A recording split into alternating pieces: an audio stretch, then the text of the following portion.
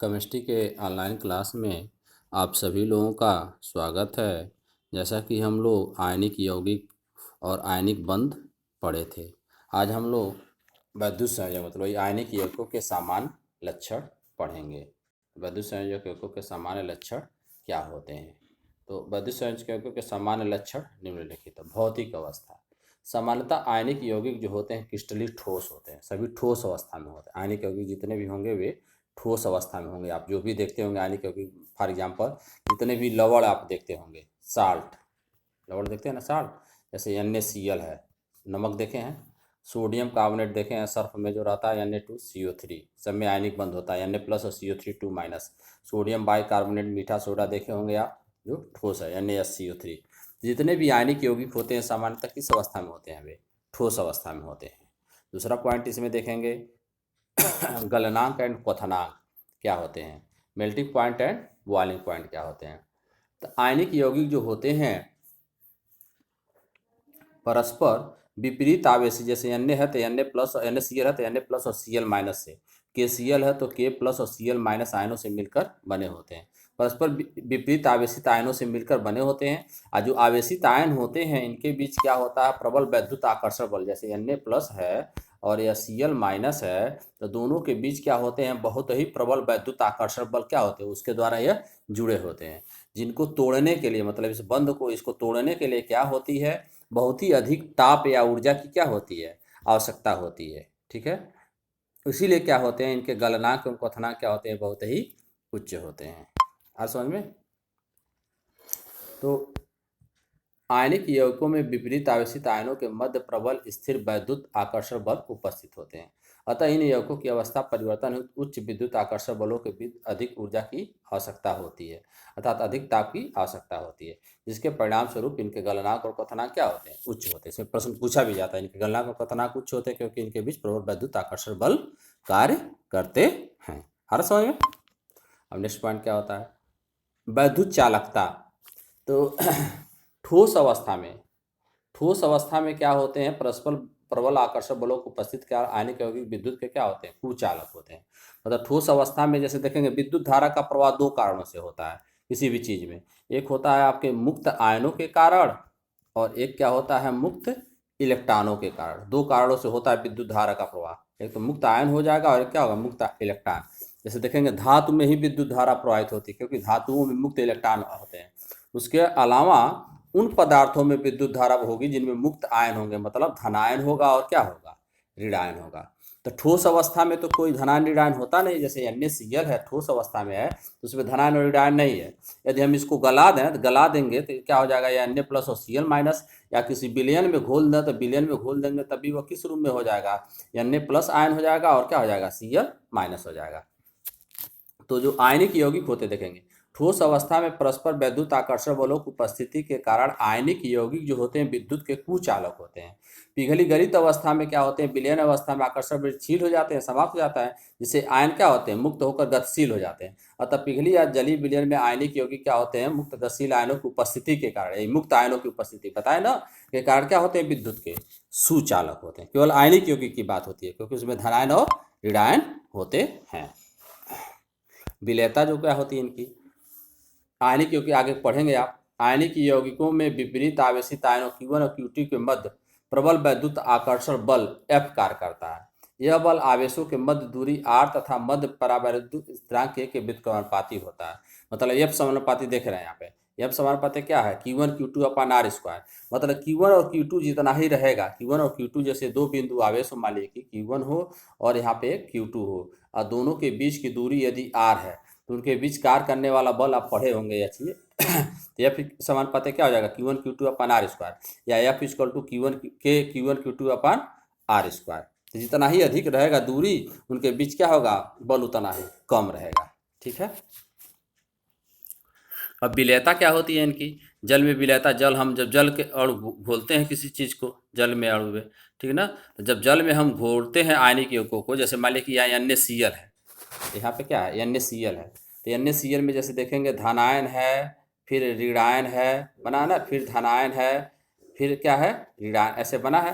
जब हम NaCl को जैसे मान लीजिए कि पूरा NaCl है, जैसे एक धनायन है एक ऋणायन, एक धनायन एक ऋणायन, जब जल में घोलते हैं तो जल क्या होता है, जल का सूत्र क्या होता है, H2O होता है। जल एक प्रकार का ध्रुवीय विलायक है, जल एक प्रकार का क्या है, ध्रुवीय विलायक है। जल में क्या होते हैं, दो ध्रुव होते हैं, दो ध्रुव, एक या प्लस होता है और एक क्या होता है, माइनस होता है, ठीक ना।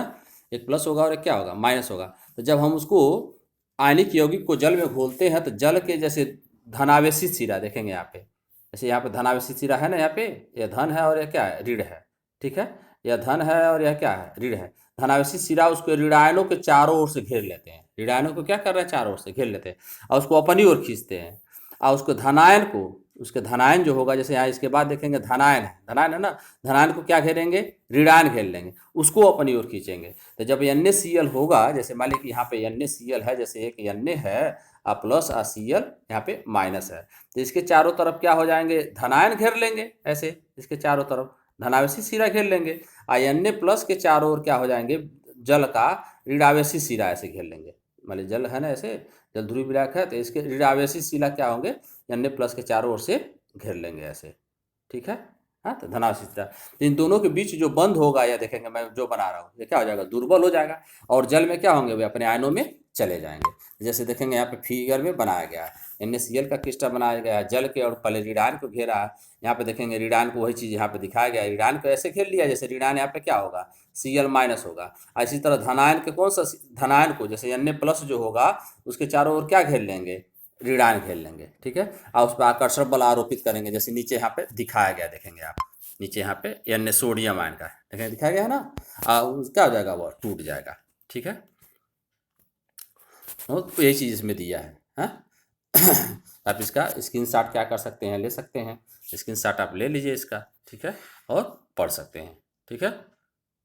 देखिए जैसे निर्वात इसमें दिया ना, निर्वात अथवा आय में K का मान उच्चतम होता है, परंतु जल में K का मान अत्यंत उच्च होता है, 80 होता है। अतः जब आयनिक यौगिकों को जल में डालते हैं तो यौगिक के धनायन, देखिए यौगिक के धनायन जल के ऑक्सीजन पर स्थित ऋण विद्युत ध्रुव की ओर आकर्षित हो जाते हैं, तथा यौगिक के ऋणायन जल के हाइड्रोजन पर स्थित धनात्मक ध्रुव की ओर क्या होते हैं, आकर्षित हो जाते हैं। इस प्रकार प्रत्येक धनायन जल के ऋणावेशित ऑक्सीजन की ओर तथा ऋणायन जल के धनावेशित ध्रुव हाइड्रोजन से क्या हो जाता है, घिर जाता है, और उनके बीच जो आकर्षण बल होता है, वो उनके मध्य जो विद्युत आकर्षण बल होता है अत्यंत क्षीण हो जाता है, जिसके कारण वो जल में घुल जाते हैं, ठीक है। अब आयनिक यौगिकों का जल में घुलना वही चीज दिया है यहाँ पे, आयनिक यौगिकों का जल में घुलना। तो आयनिक यौगिक का जल में घुलना क्या होता है, जल तथा आयनों के मध्य आकर्षण के कारण उत्पन्न ऊर्जा जलयूजन ऊर्जा कहलाती है। जल या अन्य प्रबल ध्रुवीय विलायकों में उच्च परावैद्युत, सबसे अधिक परावैद्युत स्थिरांक होता है। उच्च जलयूजन ऊर्जा के कारण आयनिक यौगिक जल में विलय होते हैं। अध्रुवीय विलायकों जैसे बेंजीन, कार्बन टेट्राक्लोराइड अपनी अध्रुवीय प्रकृति के कारण ध्रुवीय उत्पन्न करने का गुण नहीं रखते, जिस कारण विद्युत संयोजक यौगिक इनमें अविलय होते हैं। मतलब विद्युत संयोजक यौगिक क्या होते हैं, ध्रुवीय विलायकों में विद्युत संयोजक यौगिक जो होंगे, आगे पढ़ेंगे जब सहसंयोजक बंध पढ़ेंगे, तो ध्रुवीय विलायकों में विलय होते हैं। और अध्रुवीय विलायक जो होते हैं, जिसमें दो ध्रुवीय नहीं होते हैं, जैसे सभी कार्बनिक यौगिक लगभग, उसमें अविलय होते हैं, ठीक है, ठीक है। उसमें आपको उतना ही जानना है, ठीक है। अब रासायनिक अभिक्रियाएं क्या होती हैं इसमें, आयनिक पदार्थ जो होते हैं जलीय विलयन में आयन देते हैं, आयनिक पदार्थ क्या होते हैं, जलीय विलयन में आयन देते हैं, तो सामान्यतः क्या होते हैं, अतः इनकी रासायनिक अभिक्रियाओं में धनायन और ऋणायन भाग लेते हैं। जैसे मैंने यह दिया, सोडियम क्लोराइड का जलीय विलयन सिल्वर नाइट्रेट से, तो सिल्वर क्लोराइड का सफ़ेद, तो सोडियम क्लोराइड का सूत्र क्या होता है देखेंगे, NaCl, हम सिल्वर नाइट्रेट इसमें मिलाएं, AgNO3 मिलाएं, तो प्रोडक्ट क्या हो जाएगा देखेंगे, AgCl का तुरंत सफ़ेद अवक्षेप बनेगा, और प्लस क्या हो जाएगा, NaNO3 हो जाएगा, NaNO3, ठीक ना। तो AgCl ये आयनों को मध्य हो रहा है, plus minus, Ag plus NO3 minus, Ag plus Cl minus, Na plus NO3 पे माइनस। तो तुरंत हम मिलाते हैं तो तुरंत इनकी अभिक्रियाएँ क्या होती हैं, बहुत ही तीव्र गति होती हैं। तो आयनिक यौगिक सामान्यतः आयनिक अभिक्रियाएँ देते हैं, ठीक है। समाकृतिक देखेंगे इसमें वे आयनिक यौगिक, समाकृतिक क्या होता है, आइसोमॉर्फिज्म आयनिक यौगिक में भी, वे आयनिक यौगिक जिनके धनायन और ऋणायनों के इलेक्ट्रॉनिक विन्यास क्या होते हैं, समान हो तथा जो समान ज्यामिति रखते हों, परस्पर समाकृतिक यौगिक कहलाते हैं, तथा उनका यह गुण समाकृतिक, जैसे NaF और MgO, हाँ, तो Na का Na प्लस है, F माइनस है, Mg प्लस 2 प्लस है, O2 माइनस है, सबका इलेक्ट्रॉनिक विन्यास क्या है, 10 इलेक्ट्रॉन है, तो सभी क्या हो जाएंगे, NaF और MgO क्या कहलाएंगे, समाकृतिक कहलाते हैं। ये तो हो गया आपका आयनिक यौगिकों का लक्षण। आयनिक यौगिकों के लक्षण में आप पढ़े देखेंगे, पहला पढ़े भौतिक अवस्था ठोस होते हैं, दूसरा पढ़े गलनांक एवं क्वथनांक क्या होते हैं, इनके गलनांक और क्वथनांक क्या होते हैं, बहुत ही उच्च होते हैं, क्योंकि परस्पर विपरीत आवेशित आयनों से स्थिर विद्युत बलों द्वारा क्या होते हैं, जुड़े होते हैं। इन्हें तोड़ने के लिए अधिक ताप या ऊर्जा की आवश्यकता होती है। ठीक है। विद्युत चालकता, ये गलित ठोस अवस्था में क्या होते हैं, विद्युत के कुचालक होते हैं, क्योंकि किसी प्रकार के मुक्त आयन उपस्थित नहीं होते हैं।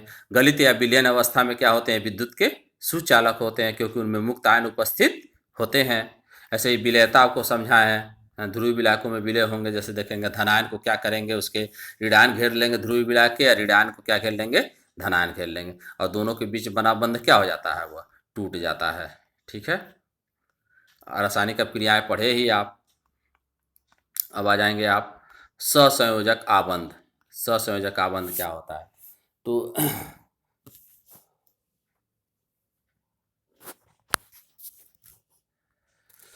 जब दो तत्वों के परमाणुओं के मध्य इलेक्ट्रॉनों का स्थानांतरण संभव न हो, अर्थात उनकी विद्युत ऋणात्मकताओं में बहुत कम या शून्य अंतर हो, तो अपने बाह्यतम कोष का अष्टक पूर्ण करने के लिए इलेक्ट्रॉनों का साझा करते हैं, है ना।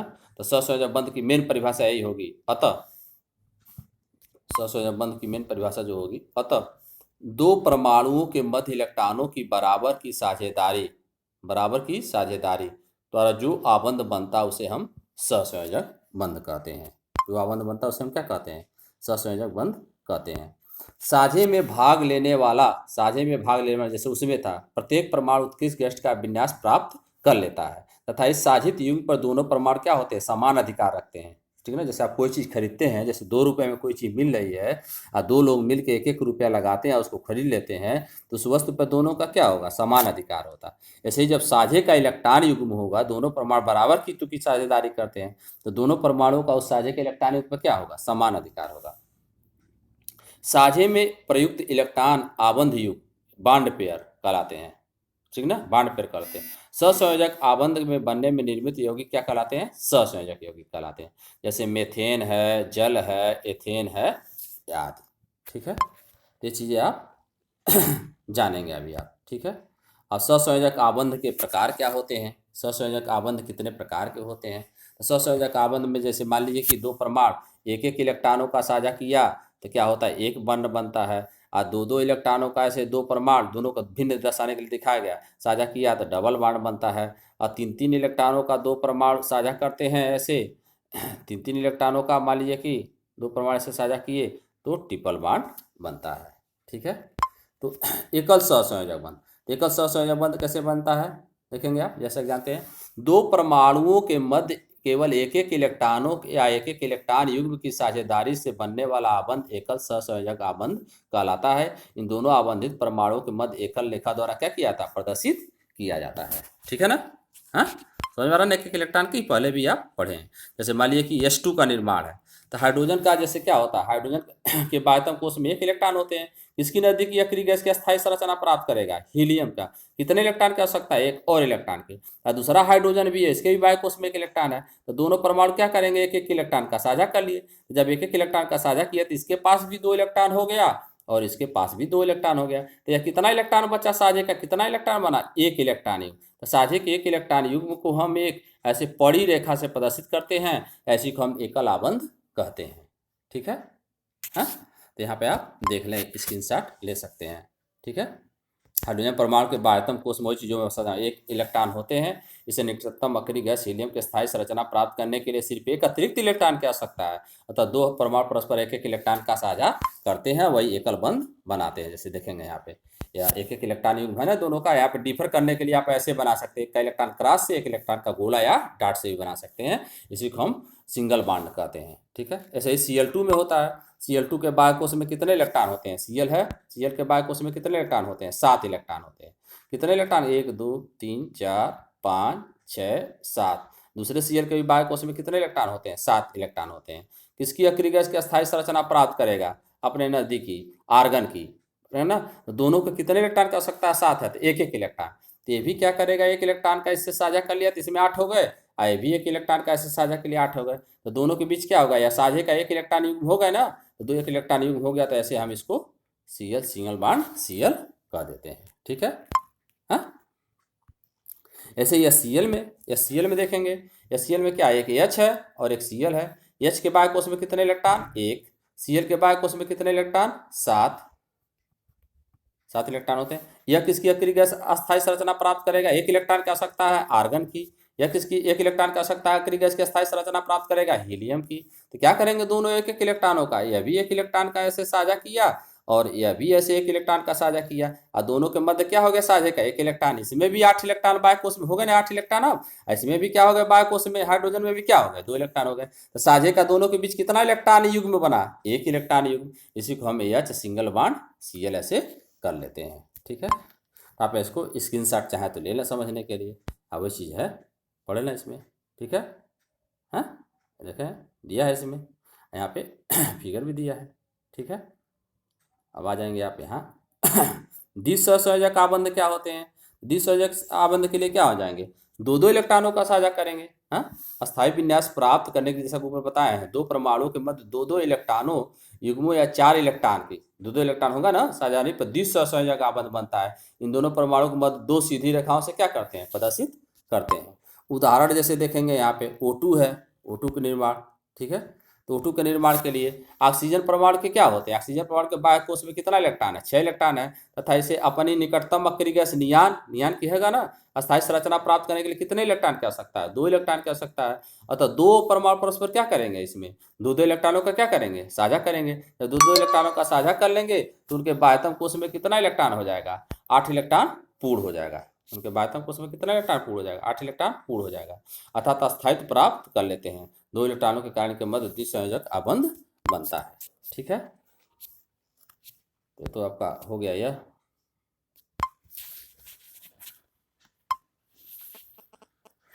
वह चीज जैसे ऑक्सीजन है, ऑक्सीजन के बाह्य कोश में आप देखेंगे, ऑक्सीजन मतलब एक ऑक्सीजन है यह, इसके बाह्य कोश में 6 इलेक्ट्रॉन है। मैं क्रॉस से प्रदर्शित कर रहा हूँ इलेक्ट्रॉन भिन्नता के लिए, आप भी ऐसे कर सकते हैं। दूसरा ऑक्सीजन है, इसके बाह्य कोश में भी क्या होगा, 6 इलेक्ट्रॉन होगा। हाँ, 6 इलेक्ट्रॉन होगा ना। तो दोनों क्या कर रहे हैं, यहाँ से दो दो इलेक्ट्रॉनों का, इसका 2 इलेक्ट्रॉन साझा किया, इसमें भी 8 हो गए। अब इस ऑक्सीजन में भी 8 ही लगे, तो एक साझे का कितना इलेक्ट्रॉन युग्म बना देखेंगे, 2 इलेक्ट्रॉन युग्म जो घेर रहा हूँ। ठीक ना, तो इसको क्या करते हैं, ओ सिंग डबल बॉन्ड ओ से ऐसे क्या करते हैं, प्रदर्शित कर देते हैं। तो वो चीज़ यहाँ पे है। और त्रिसंयोजक बंध का, ट्रिपल बॉन्ड का, ट्राइकोवैलेंट बॉन्ड का बनना इसमें। तो ट्राइकोवैलेंट बॉन्ड कैसे बनेगा, जब दो परमाणुओं के मध्य 3 अथवा 3 इलेक्ट्रॉन युग्मों या कुल 6 इलेक्ट्रॉन की साझेदारी द्वारा बनने वाला आबंध क्या कहलाएगा, त्रिसंयोजक आबंध कहलाएगा। ऐसे 3 सरल सीधी रेखाओं के द्वारा क्या किया था, प्रदर्शित किया था। जैसे N2 का निर्माण, N2 का निर्माण में वही चीज़ है, लिखा गया है, आप स्क्रीनशॉट यहाँ ले सकते हैं। N2 के निर्माण में तो नाइट्रोजन परमाणु के बाह्यतम कोश में कितने इलेक्ट्रॉन होते हैं, 5 इलेक्ट्रॉन होते हैं। इसे अपने निकटतम अक्रिय गैस नियान की अस्थायी संरचना प्राप्त करने के लिए कितने इलेक्ट्रॉनों का आवश्यकता है, 3 इलेक्ट्रॉन की। अतः दोनों नाइट्रोजन परमाणु का सकता है, तो दोनों नाइट्रोजन परमाणु क्या करेंगे, 3 इलेक्ट्रॉनों का साझा करके अपने बाह्यतम कोश का विन्यास क्या होगा, नियान के समान पूर्ण कर लेंगे, और क्या बन जाएगा भाई, ट्रिपल बॉन्ड बन जाएगा। जैसे कि मान लीजिए कि यह नाइट्रोजन है, एक नाइट्रोजन है, इसके बाह्य कोश में 5 इलेक्ट्रॉन है, तो 1 2 और यह 3 इलेक्ट्रॉन हो गए। दूसरे भी नाइट्रोजन के बाह्य कोश में 5 इलेक्ट्रॉन है, 1 2 3 4 और 1 5। तो दोनों क्या करेंगे, यह 3 इलेक्ट्रॉनों का, 3 इलेक्ट्रॉन का यह नाइट्रोजन, इसमें भी 8 हो गए, और 3 इलेक्ट्रॉन का यह साझा किया, इसमें भी 8 हो गए। और कितना इलेक्ट्रॉन पेयर हुआ, कितना युग्म हो गया, यहाँ जो देखेंगे मैं जो घेरा बना रहा हूँ, 3 इलेक्ट्रॉन युग्म, ये क्या हो जाएगा, यानी ट्रिपल बॉन्ड N हो जाएगा। ठीक है, अब आ जाएंगे यहाँ पे सहसंयोजकता क्या होती है। तो किसी परमाणु द्वारा, जैसे यह Cl में, H और Cl कितने इलेक्ट्रॉनों का साझा किया है, H एक, Cl कितने इलेक्ट्रॉनों का साझा किया, एक। तो दोनों की सहसंयोजकता कितनी हुई, एक। O2 में O और O डबल बॉन्ड दोनों कितने कितने इलेक्ट्रॉनों का साझा किए, 2। सहसंयोजकता कितनी हुई, 2। CH4 लेंगे आप, CH4 लेंगे, CH4 में कार्बन के बाह्य कोश में 4 इलेक्ट्रॉन होते हैं। तो चारों क्या करेंगे, हाइड्रोजन से एक एक इलेक्ट्रॉनों का साझा कर लेंगे। तो एक कार्बन कितने इलेक्ट्रॉनों का साझा किया, एक कार्बन देखेंगे 4, कार्बन की सहसंयोजकता कितनी हुई, 4। एक हाइड्रोजन देखेंगे, यहाँ पे एक हाइड्रोजन की बात हो रही है, एक हाइड्रोजन कितने इलेक्ट्रॉनों का साझा करेगा, एक। तो सभी हाइड्रोजन की सहसंयोजकता कितनी हो जाएगी, 1 हो जाएगी। तो किसी परमाणु द्वारा अन्य परमाणुओं के साथ बनाए गए सहसंयोजक आबंधों की संख्या क्या कहलाती है, उस परमाणु की सहसंयोजकता कहलाती है। ठीक ना, साझेदारी में स्वतः कौन से इलेक्ट्रॉन भाग लेते हैं, बाह्यतम कोश या संयोजी कोश के, तो आप पहले से जानते ही हैं। ठीक है, अब आ जाएंगे आप परिवर्ती संयोजकता या वेरिएबल बैलेंसी क्या होती है इसमें। ठीक ना। तो वेरिएबल वैलेंसी होती क्या है? रिक्त डी ऑर्बिटल, जैसा कि आपको जानते हैं, रिक्त डी कक्षकों की उपस्थिति वाले तत्व परिवर्ती संयोजकता दर्शाते हैं, जिसमें रिक्त होते हैं, क्योंकि उनमें यस और पी कक्षक में युग्मित इलेक्ट्रॉन रिक्त डी कक्षक में क्या होते हैं? उत्तेजित हो सकते हैं। ठीक है ना, रिक्त जिसमें डी ऑर्बिटल होंगे। ठीक है, जैसे सल्फर दिया है, यहाँ पे देखेंगे उदाहरण, सल्फर का परमाणु क्रमांक 16 होता है। हम लिखेंगे 1s2 2s2 2p6 3s2 3p6, लिखा गया ना, जैसे 3p4 3p एक्स2 वही हो जाएगा, 3py1 3pz1 3d0 में 2 अयुग्मित इलेक्ट्रॉन की उपस्थिति है, केवल 2 अयुग्मित इलेक्ट्रॉन है, ये 3py1 और 3pz1। इसकी सहसंयोजकता क्या होनी चाहिए? ऑक्सीजन के समान 2 होना चाहिए। परंतु जब यह अधिक विद्युत ऋणात्मक परमाणुओं के साथ संयोग करता है तो प्रथम उत्तेजित अवस्था में इसका 3px का द्वितीय इलेक्ट्रॉन क्या हो जाता है? उत्तेजित होकर 3s में इलेक्ट्रॉन में चला जाता है। 3s का भी एक इलेक्ट्रॉन 3d में उत्तेजित जाता है, जिस कारण यह +4 और +6 संयोजकता भी क्या होता है? प्रदर्शित करता है, जैसा कि यहाँ पे दिखाया गया। देखेंगे यह मूल अवस्था में सल्फर का है, लास्ट का दिखाई दे रहा है 3s2, लास्ट में होता है ना इसका 3s2 3p4 हो जाएगा और 3d0। तो 3s2 का जैसे यहाँ पे देखेंगे लिखा गया 3p4 यह है और 3d0 यह मूल अवस्था में है। और जब एक इलेक्ट्रॉन यही इसमें जो यह इलेक्ट्रॉन है, यह अयुग्मित वाला 2 इलेक्ट्रॉन है ना इसमें, जैसे 3 इलेक्ट्रॉन है ना, जब यह इलेक्ट्रॉन इसमें चला जाए, यह इलेक्ट्रॉन इसमें चला जाएगा तो नीचे वाला आ जाता है। देखेंगे ये आ जाएगा ना, बनाते भी चले साथ साथ में। जैसे यह इलेक्ट्रॉन इसमें चला जाएगा, जैसे यह एक इलेक्ट्रॉन इसमें चला गया, यह वाला स्थिति आ गई। अब कितने अयुग्मित इलेक्ट्रॉन आ गए? 4। यहाँ पहले वाले में कितना था? 2, तो यहाँ पे +2 ऑक्सीकरण अवस्था प्रदर्शित करेगा। यहाँ पे कितना बोलेगा? या +4 ऑक्सीकरण अवस्था। यदि यह भी इलेक्ट्रॉन इसमें क्या हो, द्वितीय ऑक्सीकरण उत्तेजित अवस्था में कब जाएगा? यदि यह इसका इलेक्ट्रॉन भी क्या हो, इसमें डी में चला जाए, देखेंगे चला जाएगा उत्तेजित अवस्था में। जब किसी के साथ क्रिया करेगा तो कुल कितने अयुग्मित इलेक्ट्रॉन हो गए? 6। इसलिए +6 ऑक्सीकरण अवस्था भी क्या होता है? प्रदर्शित करता है। या सहसंयोजकता क्या हो सकता है? या 6 भी प्रदर्शित करता है। जिनमें रिक्त डी ऑर्बिटल होते हैं वही करते हैं। जैसे मान लीजिए कि कहा जाए नाइट्रोजन प्रदर्शित करेगा, तो नाइट्रोजन का साथ होता है 1s2 2s2 2p3 और 2p के बाद क्या आएगा? 3s, रिक्त नहीं होगा। लेकिन ये फास्फोरस देखेंगे 15 जो होगा क्या होगा? 1s2 2s2 2p6 3s2 3p3 और 3p के बाद क्या आएगा? 3d आएगा, रिक्त आएगा ना 3p के पास 3d। इसमें रिक्त डी ऑर्बिटल है, इसलिए अपने अष्टक का क्या कर सकता है? प्रसार कर सकता है। इसलिए क्या होगा? यह परिवर्ती संयोजकता प्रदर्शित वही करते हैं जिसमें रिक्त डी ऑर्बिटल क्या होते हैं? उपस्थित होते हैं। जैसे कार्बन नहीं प्रदर्शित करता, रिक्त डी ऑर्बिटल नहीं है। नाइट्रोजन नहीं कर सकता, ऑक्सीजन नहीं कर सकता। वहीं देखेंगे उसके नीचे सिलिकॉन कर सकता है, सल्फर कर सकता है, फास्फोरस कर सकता है, क्लोरीन कर सकता है। ठीक है ना। तो ये तो हो गया आपका परिवर्ती संयोजकता। परिवर्ती संयोजकता आप समझ लेंगे। ठीक है ना। अब आ जाएंगे आप सहसंयोजक आबंध के निर्माण के लिए परिस्थितियां क्या होती है? सहसंयोजक बंध किन किन परमाणुओं के मध्य बनता है? तो सहसंयोजक बंध किन किन परमाणुओं के मध्य बनता है? देखेंगे पहला क्या निर्णायक होते हैं? आबंध निर्माण बनाने वाले परमाणुओं के बाह्यतम कोश में 4 5 6 या 7 इलेक्ट्रॉन होने। ये नहीं कि एक के बाह्य कोश में क्या है? 2 इलेक्ट्रॉन है, दूसरे के बाह्य कोश में क्या है? 2 इलेक्ट्रॉन है, तो दोनों साझा करके बाह्य कोश में 8 इलेक्ट्रॉन ला सकते हैं? नहीं, इनके बीच नहीं बनेगा। यानी कि जो परमाणु साझा करेंगे तो परमाणु के बाह्यतम कोश में कितने इलेक्ट्रॉन हो? कम से कम 4 हो, 5 हो, 6 हो, 7 हो या 8 इलेक्ट्रॉन होने पर ही क्या कर सकते हैं? वो साझा करके उत्कृष्ट गैस की संरचना प्राप्त कर सकते हैं। ठीक है, तो ये तो पहला हो गया। दूसरा क्या हो जाएगा? सहसंयोजन में संलग्न परमाणु की विद्युत ऋणात्मकता कम नहीं होनी चाहिए, क्योंकि अधातुओं की विद्युत ऋणात्मकता उच्च होती है, इसलिए सहसंयोजन आबंध अधिकांशतः क्या होता है? अधातुओं के मध्य ही बनता है। अधातुओं के बाह्यतम कोश में ही अधिक इलेक्ट्रॉन होते हैं, धातुओं के बाह्यतम कोश में सामान्यतः 1 2 या 3 इलेक्ट्रॉन होते हैं, तो ये सहसंयोजक बंध नहीं बनाते हैं। ठीक है ना। अगला पॉइंट क्या होगा? देखेंगे दो परमाणुओं की विद्युत ऋणात्मकता का अंतर शून्य होने पर उनके मध्य अध्रुवीय सहसंयोजक आबंध बनता है। जैसे H और H, मान लीजिए H और H है, इसकी विद्युत ऋणात्मकता 2.1 है, इसकी 2.1 है। दोनों की विद्युत ऋणात्मकता का अंतर क्या होगा? 2.1 - 2.1 करेंगे तो क्या होगा? 0 होगा। तो क्या होगा? वो अध्रुवीय सहसंयोजक बंध होगा। जैसे H2 है, H2 के बीच हो गया, Cl2 के बीच ClCl हो गया, O2 के बीच O डबल बॉन्ड O हो गया, दोनों की विद्युत ऋणात्मकता क्या है? 0 है, तो अध्रुवीय सहसंयोजक बंध बनेगा। ठीक है। जब दो परमाणुओं के मध्य जैसे देखेंगे असमान यदि विद्युत ऋणात्मकता होगी, हाँ, तो क्या हो जाएगा? वह ध्रुवीय सहसंयोजक। ये आपको आगे बताया जाएगा, एक अध्रुवीय होगा और एक क्या होगा? ध्रुवीय। जैसे H और Cl के बीच देखेंगे, H का विद्युत ऋणात्मकता क्या है? 2.1, इसका विद्युत ऋणात्मकता क्या है 3.5, दोनों का अंतर लेंगे तो क्या हो जाएगा, अधिक हो जाएगा। ठीक है, तो दोनों का अंतर जैसे 3.5 में से हम क्या करेंगे 2.1 घटाएंगे ना, जिनकी विद्युत ऋणात्मकता का अंतर क्या हो,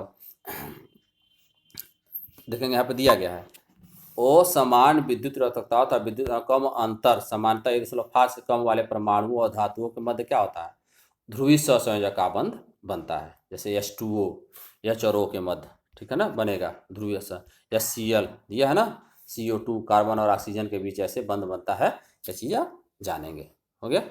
और इसमें अगला पॉइंट क्या है, सहसंयोजक बंध के लिए सहसंयोजन से संलग्न परमाणुओं के मध्य समुचित अतिव्यापन होना चाहिए। ये चीज़ आप आगे समझेंगे, इसको आप नहीं नोट करेंगे, ठीक है ना, ये चीज़ आप जान लेंगे। ठीक है, तो आज के क्लास में इतना ही, बहुत इंपॉर्टेंट चीज़ आपको बताया गया है।